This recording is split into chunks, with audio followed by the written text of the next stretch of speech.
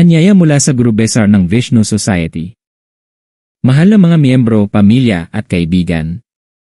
Sa ating komunidad, lumalawak ang pag-aalala kung paano pinamamahalaan ng ilang mga bangko sa Netherlands, kabilang ang ING Bank, ang privacy at proteksyon ng personal na impormasyon. Ang paanyayang ito ay nakatuon sa ating mga miyembro sa buong mundo at batay sa mga pampublikong mapapatunayang katotohanan at karanasan ng mga kliyente. Para sa marami, nakaapekto ito sa tiwala sa bangko. Noong nakaraan, pinatawan ng multa ang ING Bank dahil sa mga paglabag sa pananalapi at pabayan ng mga gawain na nagsilbi lamang sa kanilang sariling interes at nakaranas din ng panandaliang kahirapan sa pananalapi.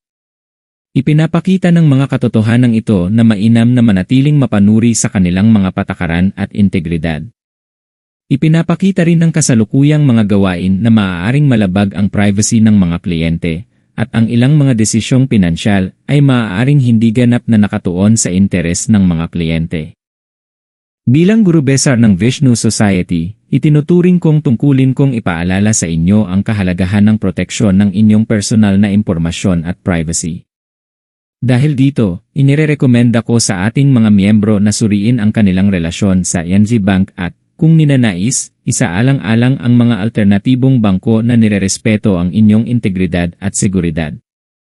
Para sa payo tungkol sa mga mapagkakatiwalaang institusyong pinansyal, mangyaring makipag-ugnayan kay Putuh Agheng Ati Dotinga o sa iba pang mapagkakatiwalaang kinatawan ng ating komunidad. Ang paanyayang ito ay para lamang sa impormasyon at payo sa mga miyembro ng ating komunidad, gumawa ng mga maingat na desisyon na sumusuporta sa inyong proteksyon, kalayaan, at kapayapaan ng isip, upang ang inyong mga pinansyal na desisyon ay naaayon sa inyong mga halaga at personal na seguridad. May respeto at dedikasyon.